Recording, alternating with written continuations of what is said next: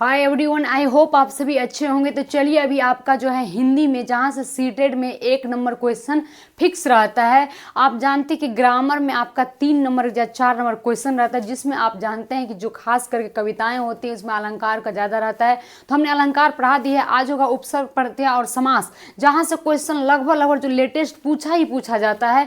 तो आप यहाँ से अपना 1 नंबर फिक्स जरूर करें। बस 10 या 15 मिनट के वीडियो में एक टॉपिक 15 मिनट का होगा, ठीक है। तो आइए हम लोग पढ़ते हैं। तो final touch academy offline online दोनों कोचिंग चलता है, ठीक है, जो कि अभी 50% ऑफर के साथ जो है आपको डिस्काउंट में चल रहा है, ऑफलाइन के में भी और ऑनलाइन, जो कि जुलाई जो है 2025 के लिए बैच चल रहा है, ठीक है। बाद बाकी अगर आपको इससे भी ज़्यादा कुछ देखना है तो बैच जाएंगे यूट्यूब के चैनल पर, वहाँ पर आपको सारे विद्यार्थी, सारे जो है रिजल्ट सभी चीज़ दिख जाएंगे, ठीक है। डेली आपका क्लास होता है, तो प्रॉपर रूप से क्लास तो समझेंगे कि वो आपको बैच परचेज वाले में ही होगा। यहाँ पर कुछ कुछ मेन दिया जाता है। अभी एग्जाम है जो कि दिसंबर के लिए, इसमें 1 नंबर फिक्स करेंगे अपना। तो उपसर्ग, प्रत्यय और क्या है समास, यानी कि हमारा उपसर्ग और प्रत्यय से 1 नंबर क्वेश्चन जरूर आता है, समास से भी क्वेश्चन जरूर आता है, ठीक है। तो आइए यहाँ पर हम लोग पढ़ेंगे क्या, तो ट्रिक से कैसे जल्दी पहचाने, कैसे हम लोग जो है किसी चीज का क्वेश्चन जल्दी से जल्दी कम समय में, यानी कि 20 सेकेंड में, यानी कि आप समझ से 10 सेकेंड में बनाने का क्षमता रखते हैं। तो आइए हम जानते हैं यहाँ से कि उपसर्ग किसको कहते हैं और प्रत्यय किसको कहते हैं, ठीक है। तो उपसर्ग का मतलब ही हो जाता है यानी शब्द का आगे लगा हुआ चीजों को क्या कहते हैं हम लोग, उपसर्ग। जैसे कि मानते हैं कि शब्द है, शब्द का मतलब हुआ कि कोई भी शब्द को जो आगे जुड़ता है उसे उपसर्ग कहते हैं, शब्द के पीछे जो जुड़ता है उसे क्या कहते हैं हम लोग, प्रत्यय कहते हैं। तो ऐसे याद भी करने का तरीका, पीछे जुड़ना, प से प्रत्यय, प से पीछे, है कि नहीं। तो ऐसे तरीके से याद रख सकते हैं। लेकिन क्या होता है, इसी में बच्चे चुन नहीं पाता है कि कैसे उपसर्ग और कैसे प्रत्यय निकालेंगे। तो आइए हम आज आसान करते हैं आप लोग के बीच में कैसे उपसर्ग और प्रत्यय का क्वेश्चन बनेगा। उपसर्ग का पहले जान लेते हैं क्या होता है। तो उपसर्ग का मतलब होता है जब शब्द किसी शब्द के प्रारंभ में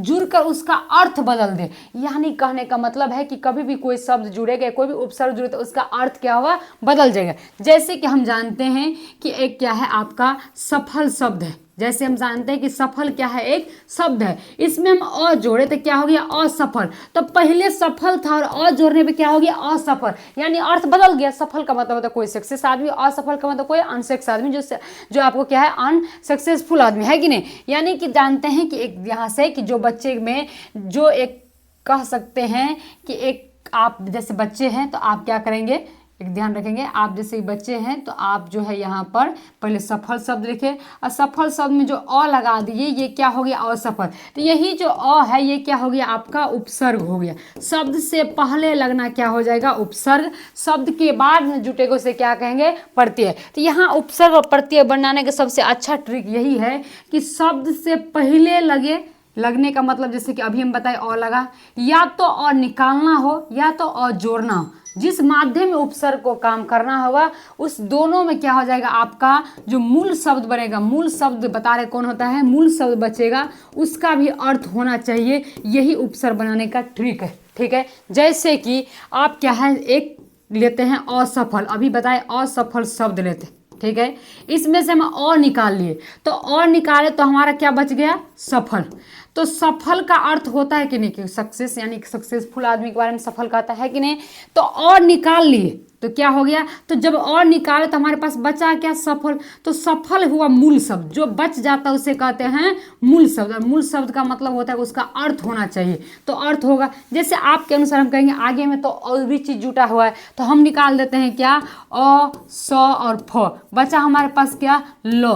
तो ल मूल शब्द हो सकता नहीं, क्योंकि इसका अर्थ ही कोई है नहीं है। तो इसीलिए जो शब्द का अर्थ नहीं निकलेगा वो कभी मूल शब्द नहीं होगा। तो जब भी आपको उपसर्ग बनाने बोले या उपसर्ग निकालने बोले तो आपका जो बचा हुआ शब्द रहेगा उस पर ध्यान देना है, ठीक है। जैसे कि हम क्वेश्चन से करवाएंगे, जैसे में अभी क्या होता है, उपसर्ग होता है, प्र उपसर्ग होता है, नीर उपसर्ग होता है, आपको आ उपसर्ग होता है, अब उपसर्ग होता है, अप उपसर्ग होता है, अति उपसर्ग होता है, अनु उपसर्ग होता है, अधि उपसर्ग, यथा उपसर्ग इत्यादि। यानी कम से कम ये इंपॉर्टेंट इतना उपसर्ग आप याद कर लेते हैं तो आपको सभी क्वेश्चन लगभग सीटेड में बन ही जाएगा, ठीक है। जैसे कि संभव है कि नहीं, क्या है, संभव एक शब्द है जो कि मूल है, वास्तविक इसका मतलब भी अर्थ होता है। इसी में यथा जोड़ देते क्या हो जाएगा, यथा संभव। निकाल भी सकते, जोड़ भी, जो भी करने बोलेगा क्वेश्चन अकॉर्डिंग रहेगा, ठीक है। तो ये उपसर्ग जरूर आप याद कर लेंगे। प्रत्यय का मतलब होता है शब्द के बाद में जुटना। तो सेम इसी तरह से प्रत्यय बाद में जोड़े या प्रत्यय को जुड़ा हुआ शब्द में से निकाले, दोनों करने के बाद जो शब्द बनेगा उसका अर्थ होना चाहिए। सिंपल कॉन्सेप्ट याद रखें, इससे अच्छा ट्रिक कुछ नहीं हो सकता है, ठीक है। जैसे कि हम जानते हैं कि यहाँ पर क्या लिखते हैं, जैसे कि मान लेते हैं कि आप महान, महान तो चलिए एक हो जाएगा, जैसे कि आप ईक लगा लीजिए, जैसे यहाँ से ले लेते हैं मानवीय, ले लेते हैं मानवीय, ठीक है, यहाँ से ले लेते हैं मानवीय एक शब्द ली, ठीक है।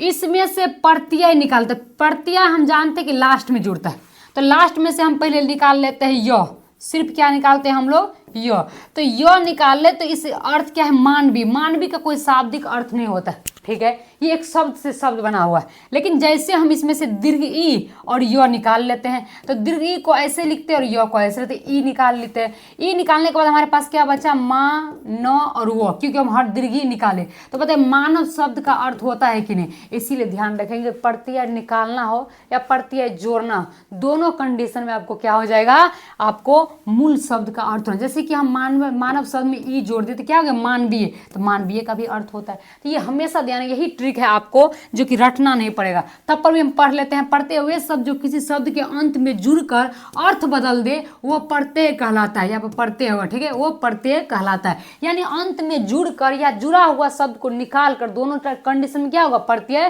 कहलाएगा। और जैसे कि ता है कि नहीं, ई, जैसे कि पन, जैसे कि आप जान सकते ईक, ई मान, ये सब कैसे कैसे प्रयोग होता है ये क्वेश्चन के अकॉर्डिंग हम लोग देखेंगे। तो प्रत्यय जरूर याद कर लेंगे ये सब, ठीक है। एक आपका ई प्रत्यय होता है, ये भी इंपॉर्टेंट है, सबसे ज़्यादा सीटी में पूछा जाता है ईक प्रत्यय, ठीक है, इसको जरूर याद कर लेंगे, दिमाग में हमेशा रखना है। आगे हम लोग क्वेश्चन पे देख लेते हैं किस तरह से क्वेश्चन है, 2 मिनट बता के क्वेश्चन समझाना बहुत बेटर होता है, ठीक है। यहाँ से पहला क्वेश्चन है कि विकसित शब्द में कौन सा प्रत्यय है। अभी हम आपको बताए कि जब भी बोले तो लास्ट से हमको क्या करना है, छांटना है।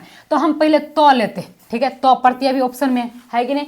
जब तो लेते हैं तो बचता क्या हमारे पास जी, तो विकसी, विकसी का कोई अर्थ ही नहीं होता, विकसी कभी शब्द सही उच्चारण नहीं हो, है कि नहीं। तो आप कहेंगे मैडम क्या लेंगे, तो हम शीत लेते हैं, है कि नहीं। आपके अनुसार हम क्या लेते हैं, 2 को बीच में ले लेते हैं, तो बचा हमारे पास क्या, बिक। क्या बिक का भी कोई अर्थ नहीं होता है शाब्दिक, ये भी खत्म, ये ऑप्शन खत्म, ये ऑप्शन खत्म।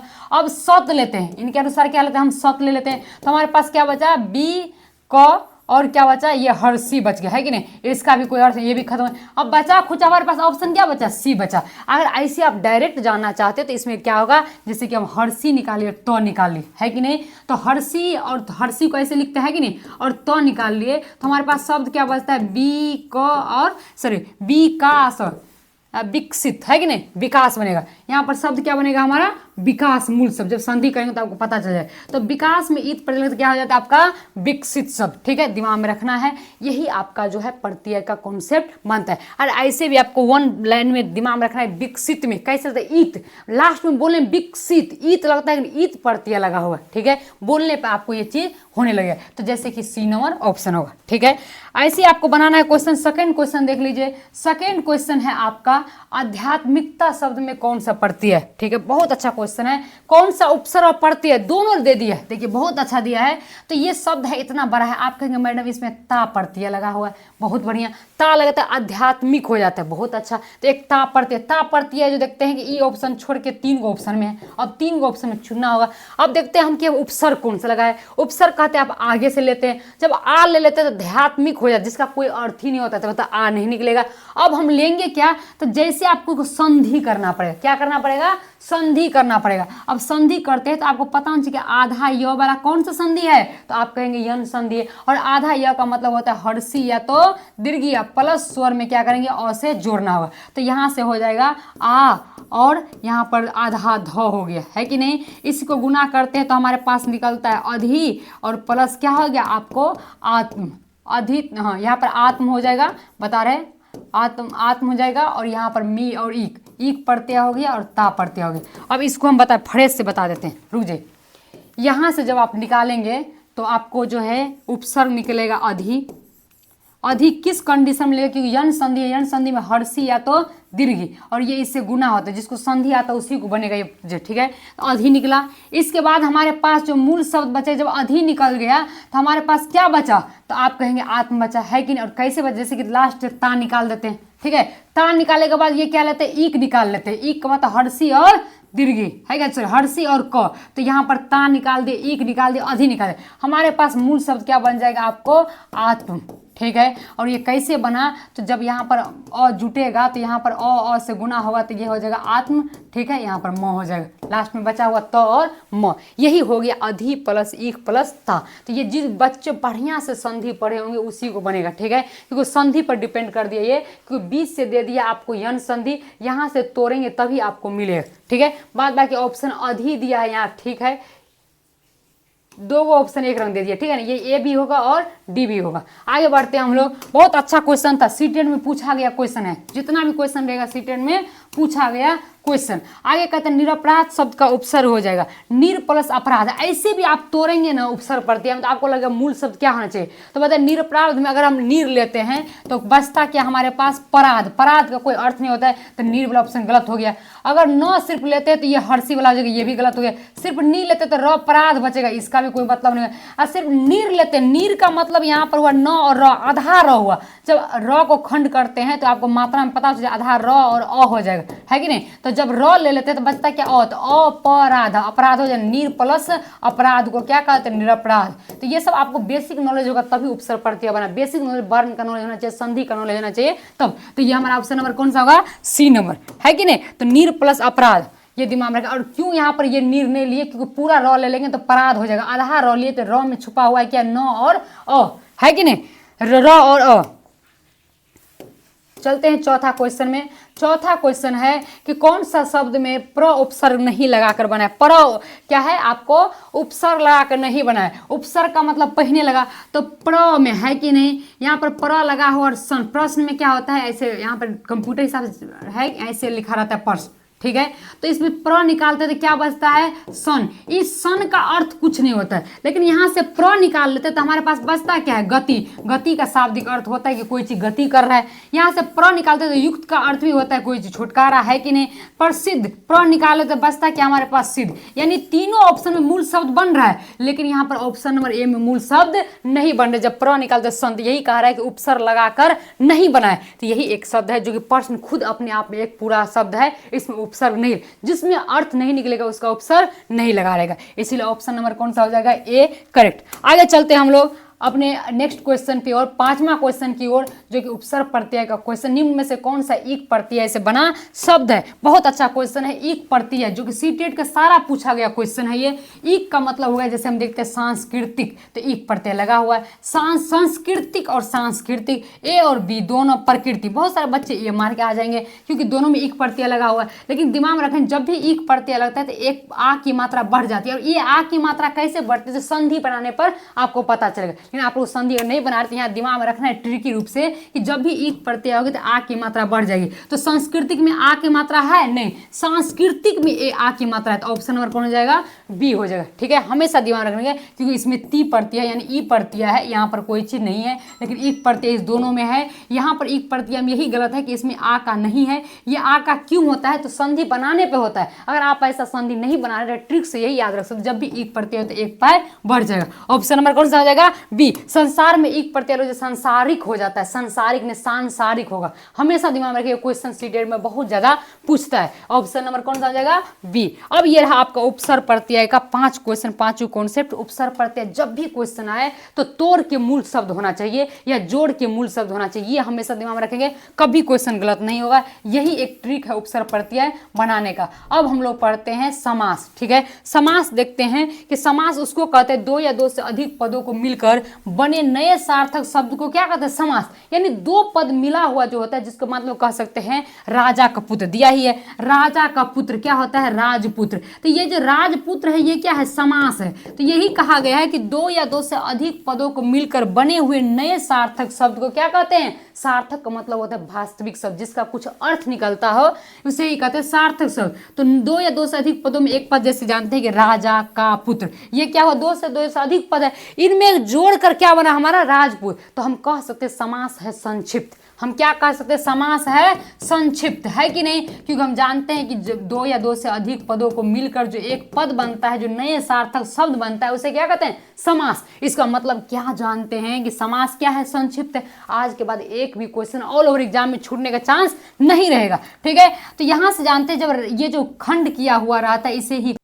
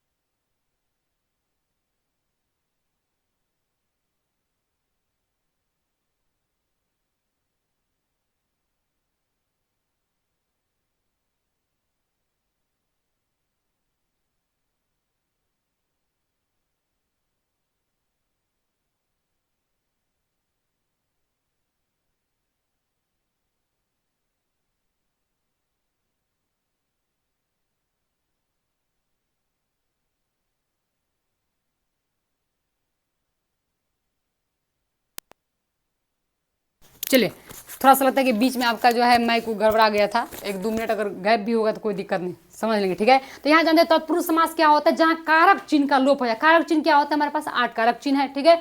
और ये तत्पुरुष समास के 6 भेद होते हैं। 6 भेद क्या होता है, तो जो भी कारक चिन्ह है एक ऊपर से खत्म हो जाता है, एक नीचे से खत्म हो जाता है, बाद बाकी 6 का 6 रहता है। जैसे कि कर्ता खत्म हो जाता है और संबोधन खत्म, बाद बाकी कर्म, करण, संप्रदान, अपादान, संबंध, अधिकरण, ये इसका 6 भेद बना दिया। ये सीटेट में नहीं पूछता, सीटेट में डायरेक्ट पूछता है तत्पुरुष समास किसे कहते हैं। तो तत्पुरुष समास को पहचानने का यही ट्रिक है कि जिस समास में, जैसे कि जिस शब्द में आपको जो है कारक चिन्ह का लोप हो जाएगा। अब यहाँ तक कर्मधारय, कर्मधारय समास को पहचानने बच्चों को दिक्कत होता है, लेकिन आज नहीं होगा। जिस समास का उत्तर पद प्रधान, उत्तर पद का मतलब होता है कि पहला शब्द के बाद दूसरा शब्द है कि नहीं प्रधान हो। जैसे कि आप ट्रिक में आप याद करेंगे, जैसे ट्रिक ले लेते हैं हम लोग, अगर ये आपको नहीं समझ में आ रहा है तो, जैसे कि जो हो, है जो हो, के समान हो, रूप में जो शब्द आ जाए उसे क्या कहेंगे, कर्मधारय समास कहेंगे। उसे क्या कहेंगे हम लोग, कर्मधारय समास कहेंगे। यानी जिस भी आपको समास में है जो आ जाए, है कि नहीं, है जो आ जाए, के समान आ जाए, अच्छा रुक जाइए 1 मिनट,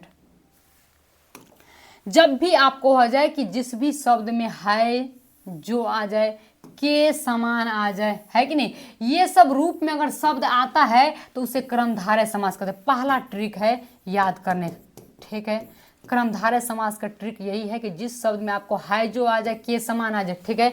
दूसरा ट्रिक है जिसमें पहला पद विशेषण हो। विशेषण का मतलब क्या होता है, गुण, ठीक है। और दूसरा पद क्या होगा, विशेष्य। विशेष्य का मतलब होता है जिसका गुण बताया जाता है। क्या होता है, जिसका गुण बताया जाता है। जैसे कि हम, आइए हम आपको एग्जाम्पल से समझाते हैं। दोनों ट्रिक है, बहुत अच्छा ट्रिक है, जो कि ये रेखा तो बहुत अच्छा है। अगर ये समझ लिए तो ये बहुत उत्तम है, क्योंकि ये डायरेक्ट आपको कोई इसमें दिमाग लगाने के लिए, विशेषण का मतलब गुण होता है, विशेष्य का मतलब जिसका गुण बताया जाता है। जैसे राम तेज लड़का है तो तेज हो जाएगा विशेषण, क्योंकि उसका गुण है। लेकिन कौन तेज है, तो राम तेज, तो जिसका गुण बताया जाए वही होता है विशेष्य। हमेशा क्वेश्चन पूछा जाता है सीटेट में, ध्यान रखेंगे, ठीक है। जैसे आइए एग्जाम्पल बात करते हैं, काली मिर्च, काली है जो मिर्च, है कि नहीं, तो है जो शब्द का प्रयोग आया कि नहीं, पहला ट्रिक से। दूसरा ट्रिक से छांटते कि पहला क्या होगा, विशेषण। तो बताइए काली क्या है, विशेषण, गुण है। मिर्च का विशेषण मतलब मिर्च का गुण है कि मिर्च कैसा है, तो काली है, तो ये हो गया विशेषण।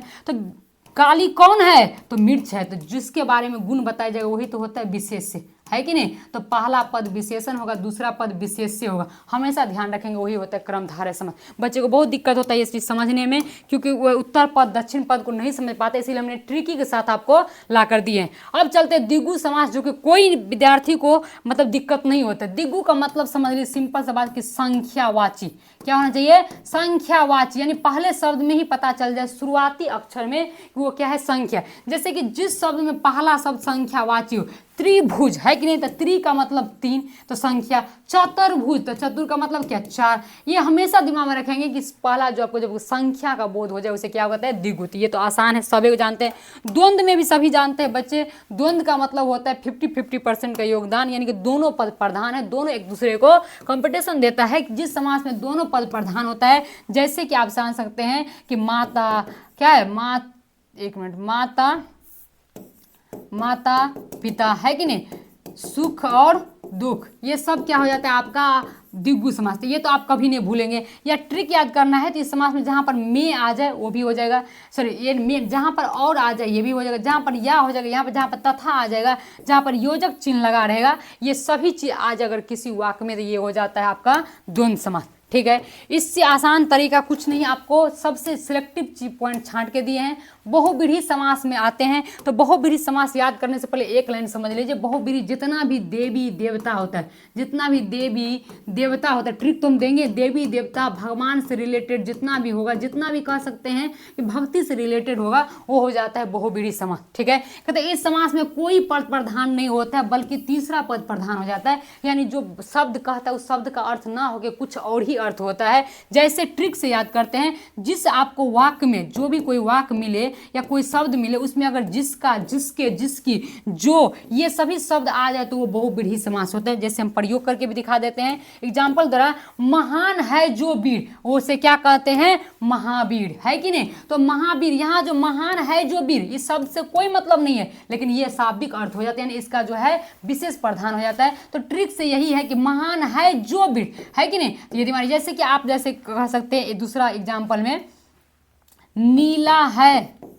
जिसका कंठ, नीला है जिसका कंठ, उसे क्या कहते हैं हम लोग, नीलकंठ, है कि नहीं, नीलकंठ। और नीलकंठ किसको कहते हैं, एक तरह से दिमाग में रखेंगे। तो इसमें जिसका, जिसकी आया कि नहीं, तो इसी ट्रिक से आप याद कर सकते हैं। तो 6 समास आपके सामने हैं और 6 समास को जो है हम आपको बहुत ही अच्छे से ट्रिक दे दिए। इस बहुब्रीहि समास को पहचानने के लिए जिसका, जिसका, जिसकी, जो शब्द आ जाए ये हो जाएगा, ठीक है। द्वंद्व समास को पहचानने के लिए दोनों पद प्रधान है, या तो और हो जाएगा, या तो तथा, या तो योजक चिन्ह लगा रही है, जो बीच में माता पिता के बीच में लगा रहता है वो है द्वंद्व समास। द्विगु में हो जाता है संख्यावाची हो। इसके बाद आपको आ जाते हैं कहाँ पर, कर्मधारय में हो जाता है, या तो है जो, के समान, ये सब चीज लगा रहे तो कौन सा हो जाएगा, कर्मधारय, या तो पहला पद विशेषण दूसरा पद विशेष्य होगा, ये हो जाएगा।